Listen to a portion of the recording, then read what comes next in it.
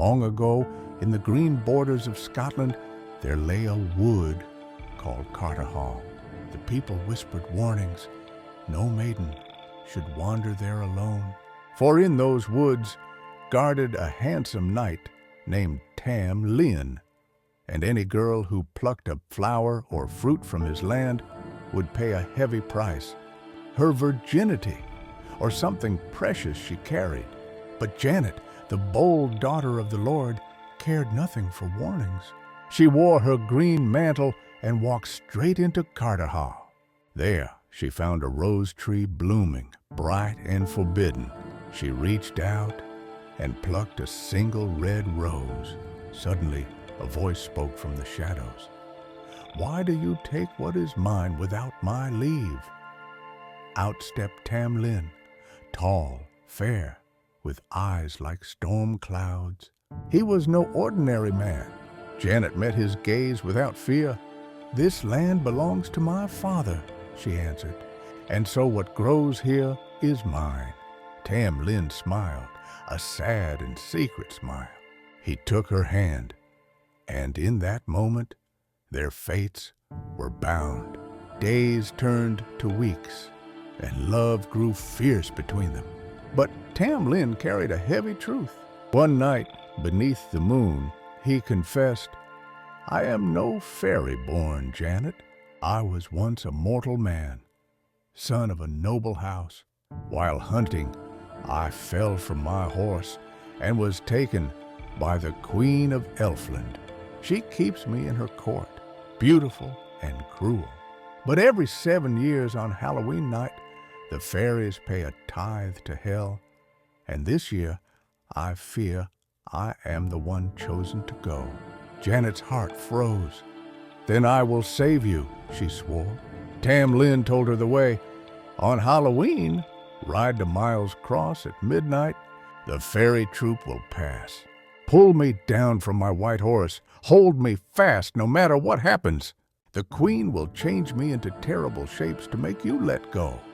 A lion, a snake, a burning brand. But if you hold tight until the cock crows, I will be free and yours." Janet prepared in secret. She waited until the night of All Hallows Eve. At midnight, she stood at the crossroads, heart pounding. A cold wind rose, and the fairy host appeared, horses of silver and shadow, riders in green and gold. At the head rode the fairy queen, radiant and terrible. Behind her, on a milk-white steed, was Tam Lin. Janet leaped forward.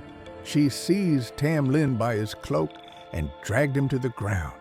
She wrapped her arms around him and held on with all her strength.